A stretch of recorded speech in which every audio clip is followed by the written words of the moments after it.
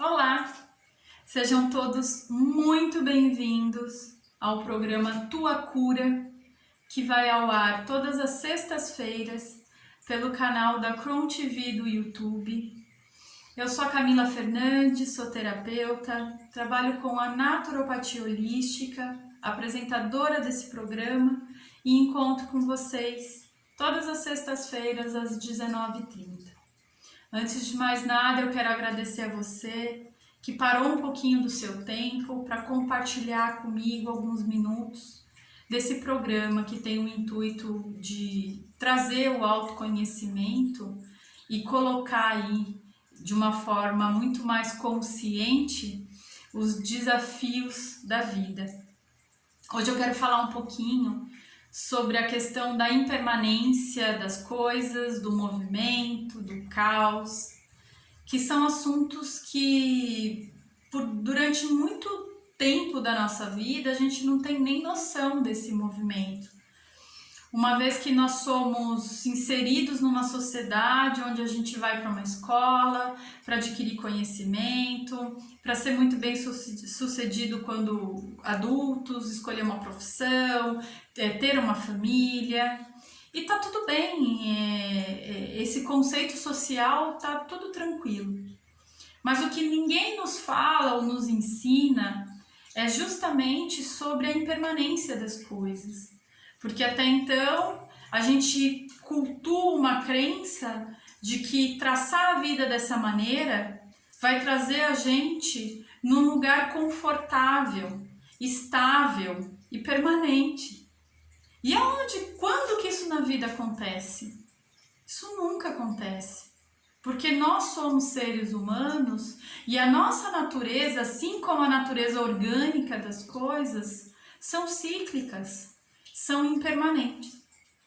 Então o programa de hoje é para trazer um pouco mais esse movimento, né? Esse excesso ou essa falta desse movimento para um âmbito mais consciente, para que você consiga parar um pouquinho e refletir sobre qual é a intimidade que você tem com esse assunto. Porque quando a gente não tem isso de uma maneira consciente, a gente acaba somatizando algumas doenças, né? O problema de ansiedade, nós temos as ites também, né? Como as rinites e sinusites, que não são só doenças físicas. Quantas vezes tem pessoas que passam por tratamentos com alopatia, tratamentos médicos e não conseguem se curar desses processos inflamatórios?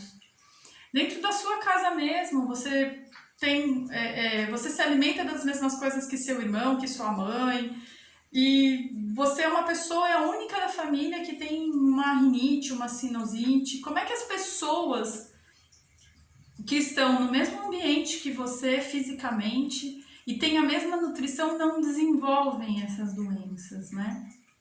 Então eu acho que emocionalmente essas doenças elas estão sim ligadas a esse fator da impermanência, né? Do quanto eu tenho essa consciência.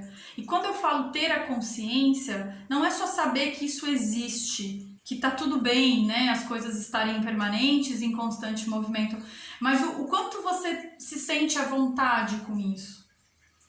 Eu vejo muitos pais, por exemplo, né? Vamos trazer esse exemplo só para trazer aqui uma coisa mais palpável, né? Quando tem um filho pequeno e esse filho ele vem com uma ira ou com uma raiva muito grande e ele acaba tendo um comportamento que gera aí até uma má educação, vamos colocar assim, num ambiente ou na situação que se apresenta. E a nossa postura de adulto, né, como pai, mãe, enfim, orientador daquela criança é reprimir.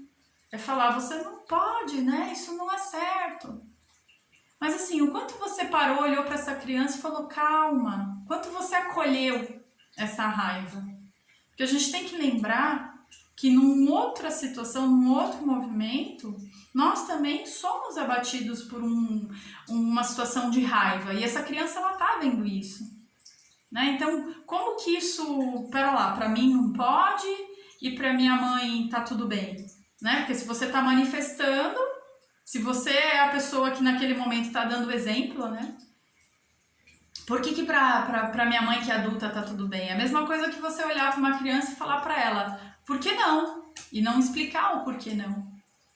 Então eu acho que essa falta de acolhimento para esses momentos de raiva traz um pouco dessa falta de conhecimento que a gente tem como aceitar a impermanência das coisas, né? Ora feliz, ora com raiva, ora feliz, ora triste. E o ser humano, ele é assim. Porque esse modelo engessado de nascer, ir para a escola, se formar, ter uma família, ele não vai levar num estado de segurança 100% on o tempo inteiro. E também eu vejo pessoas que buscam, né, nas terapias, que acham que chegar e fazer uma terapia vai fazer com que o caminho ele tenha flores, que ele seja um caminho que só vão ter passarinhos cantando. E não, eu acho que o movimento da terapia, né, eu acredito que esse movimento, ele vem justamente provocar um movimento, uma impermanência naquilo que até agora está assim na sua vida. Quando nós somos sinceros conosco e a gente avalia que existe algum âmbito que nós estamos nos sentindo tristes, é porque tem alguma coisa que, por mais que, sei lá, eu sou financeiramente muito bem sucedido, tenho uma família que me ama, mas em algum aspecto eu não trago essa felicidade. E isso está, em algum nível, relacionado a aceitar a impermanência. Quando você não aceita a impermanência desse movimento, você se cobra demais.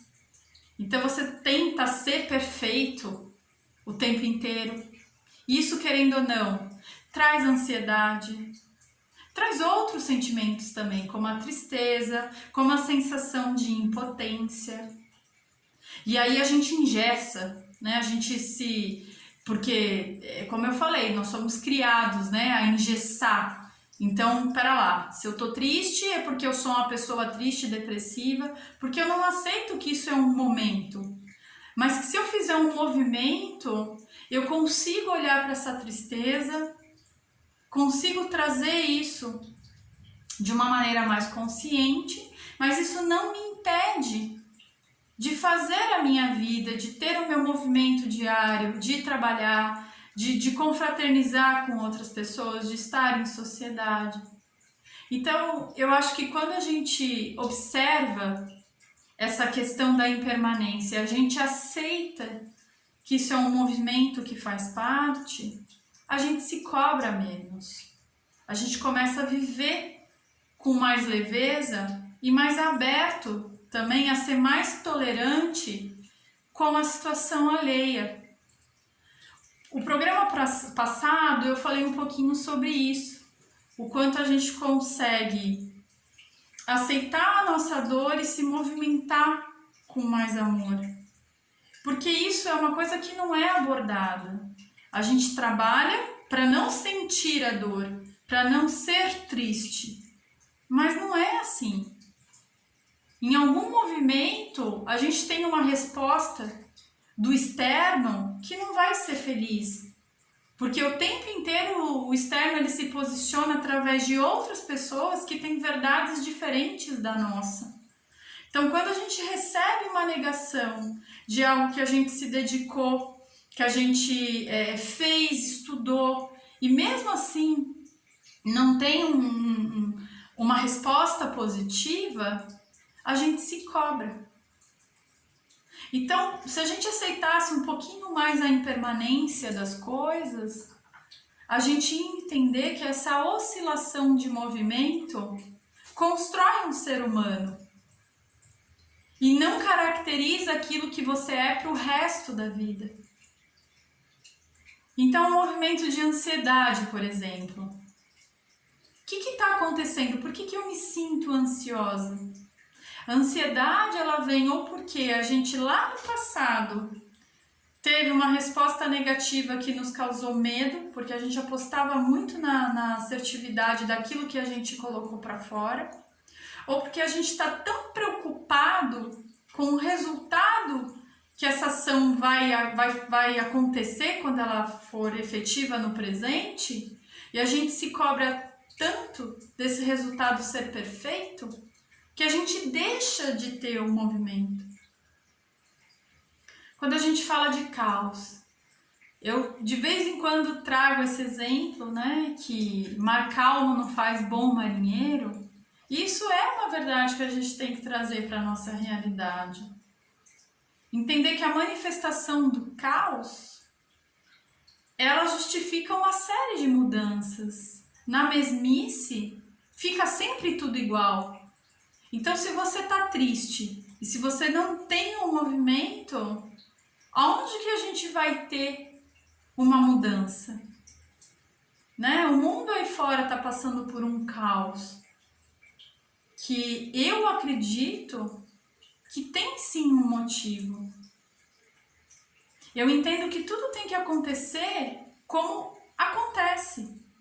E que a maneira como a gente se movimenta por essa impermanência das situações é que faz o sentido. Óbvio que você, sei lá, tá vendo que uma situação vai causar um acidente, você não vai para essa situação ter esse acidente porque a vida é assim mesmo, porque o movimento é esse. Mas a gente não está falando de algo tão visível e ilustrado. A gente está falando num âmbito um pouco mais sutil, que é aceitar que a impermanência das coisas está no movimento. Se a gente tem movimento, a gente tem impermanência. A falta de movimento, a falta de oscilação, ela não traz nenhum crescimento. No parto mesmo é uma situação tão traumática que a gente precisa acreditar, né, que é um movimento que traz a vida. Então, eu acho que o maior exemplo do ritmo alterado das coisas se traz sim criação e coisas maravilhosas, né, como um ser humano à vida, é o primeiro exemplo que a gente segue sobre a questão da impermanência das coisas. Então, para o programa de hoje, eu desejo que todos possam pensar um pouquinho como é que você se movimenta, se você já tinha parado para entender, ou se você ainda fica sofrendo, porque o que você está vendo acontecer não é aquilo que você efetivamente trabalhou para que desse um resultado seguro. Se a gente for parar para pensar, a segurança, ela é algo que não existe. Segurança é uma questão que o ego cria justamente para parar um movimento da emoção. Eu acredito que nós somos feitos de duas forças.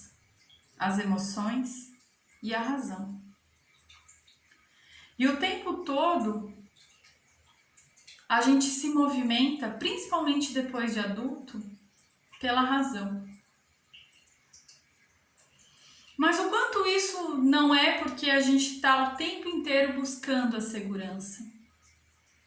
Então, também, além de se perguntar sobre o quão íntimo você está sobre a impermanência das coisas, se questione também o que é segurança para você. Isso é muito importante, até para que a gente, entendendo que tudo existe um movimento, a gente não crie doenças psíquicas e emocionais por aquilo que a gente não tem controle e que não existe forma da gente lidar por conta das nossas limitações, por conta que a gente precisa conviver com pessoas, então nem todas as ações elas partem da nossa ação. Então o programa de hoje é sobre isso, sobre realmente o quanto o caos ele é algo que não é benéfico, o que é segurança e qual é a sua capacidade como ser humano de estar 100% permanente em tudo. Então eu trago esse olhar e esses questionamentos para vocês hoje. E a dica de hoje, falando um pouquinho sobre essa questão do movimento, é saber que a gente precisa também saber se dar acolhimento. Porque quando essa impermanência vem, ela traz dor, traz sofrimento, traz tristeza.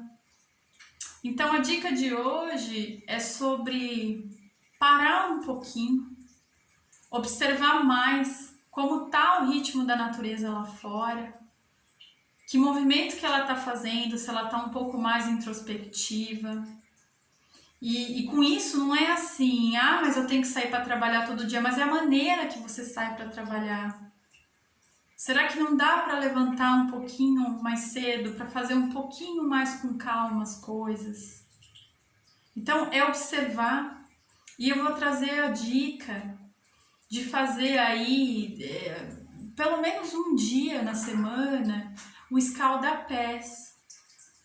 O escalda-pés é aquela técnica que a gente coloca num recipiente, uma bacia, uma quantidade de água suportável, né, a temperatura para que a gente possa colocar o pé dentro, e se dá esses minutinhos. O escalda-pé, ele além de puxar toda a umidade do corpo, já que nós estamos no frio e a gente tem esse vento externo numa temperatura mais baixa, isso implica diretamente no nosso aspecto físico também. Então o escalda-pés ele puxa para baixo toda essa umidade física que a gente tem.